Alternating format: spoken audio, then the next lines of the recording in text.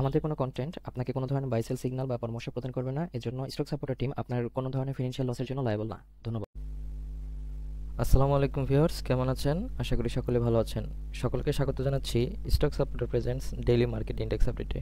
আজ 26 নভেম্বর 2025। আজকে market 8.48 point কমে 5009.80-তে এসে ক্লোজ হয়েছে, যার ভলিউম হয়েছে 18.66 ক্রোড়, ভ্যালু 527.87 ক্রোড় এবং ট্রেড হয়েছে 1,82,863টি। মার্কেট ট্রেন্ডে আজকে 157টি স্টক আপ ট্রেন্ডে, নিউট্রালে আছে 54টি এবং ডাউন ট্রেন্ডে 174টি stock. Market sentiment neutral. Top stock ইনের আছে নুরানি ডাইং, তারপরে আছে এলআরবিডি, এরপর আছে অ্যাপোলো ইস্পাত, রিজেন্টেক্স। অন্যদিকে টপ স্টক লুজার আছে Hamid fabrics, ring shine, national bank, premier leasing.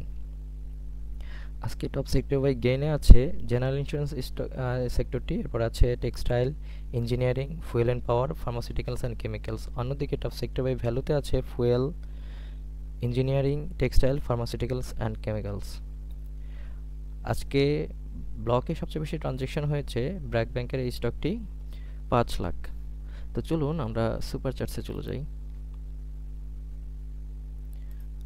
আমাদের লেআউটটি লোড করে নেই।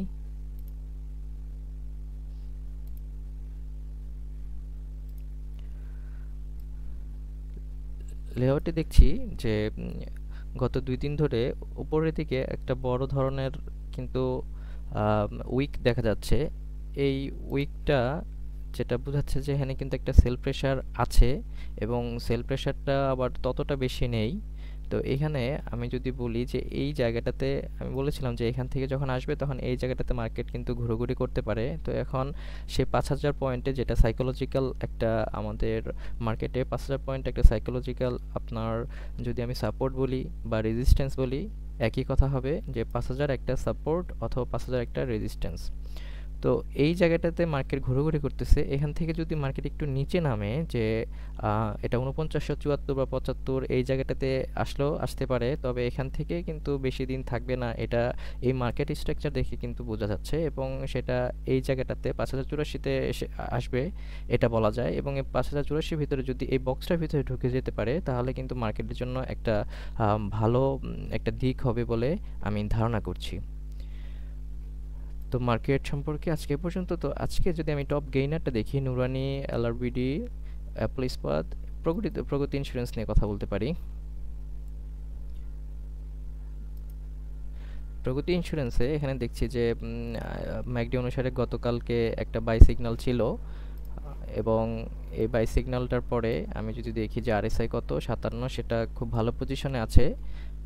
আর এখান থেকে যদি আমি দেখতে চাই, যদি ক্যান্ডেল বা প্রাইস অ্যাকশন যদি দেখি, তাহলে দেখতে পারবো যে এখানে আজকে একটা ভালো ধরনের ভলিউম নিয়ে একটা বড় ধরনের ক্যান্ডেল কিন্তু এখানে এসেছে এবং এটা একটা ভালো মোমেন্টাম এই স্টকটির জন্য। এবং এই স্টকটি যদি আমি দেখি যে এখান থেকে যদি যে ট্রেন্ড লাইনটা যদি থাকে এই জায়গাটাতে এসে আমি আমি এটা একটু এডিট করছি, যে এই ট্রেন্ড লাইনটা যদি আমি এখান থেকে আঁকাই, যে দেখেন এই ট্রেন্ড লাইন কিন্তু এইটাকে গত দিন কিন্তু মার্কেট এটাকে রিটেস্ট করেছে, ব্রেকআউট করার পরে এখানে রিটেস্ট করেছে এবং এখান থেকে আজকে একটা ভালো ধরনের বড় ক্যান্ডেল কিন্তু দিয়েছে। এখন এই জায়গাটাতে আমি যদি একটা বক্স আঁকাই, যে হ্যাঁ এই জায়গাটাতে কিন্তু মার্কেট বেশ কয়েকদিন এখানে একটা গ্যাপ দিয়ে ওপেন হয়েছিল এবং এরপরে গ্যাপটা মিনিমাইজ হয়েছে। তো এই জায়গাটুকুতে কিন্তু একটা ব্লকের মতো দেখা যাচ্ছে এবং সেটার প্রাইস আজকের পর্যন্ত যেখানে আছে সেটাতে কিন্তু আজকে এই জায়গাটাতে মার্কেট একটু রেজিস্ট্যান্স পাওয়ার কথা আছে। তবে যে ভলিউম এবং হচ্ছে যে একটা বড় ক্যান্ডেল দেখা যাচ্ছে, আগামীকাল এখানে পজিটিভ থাকলেও এটা কিন্তু আলটিমেটলি যে জায়গাটাতে আপনার বাধাপ্রাপ্ত হবে সেটা হচ্ছে এই পয়েন্ট, যেটাকে আমি যদি বলি এই পয়েন্টটাতে, যেটা 85 থেকে 88, এই পয়েন্টের মধ্যে কিন্তু সে আবার যাবে এবং এখান থেকে ভলিউমের উপর ডিপেন্ড করবে, অথবা এখান থেকেই নিচের দিকে কিন্তু মার্কেট এই স্টকটি প্রাইস চলে আসবে। তো জেনে বুঝে আপনারা আপনাদের বাইং ডিসিশন নেবেন অথবা সেলিং ডিসিশন নেবেন। সবাই ভালো থাকুন। আসসালামু আলাইকুম।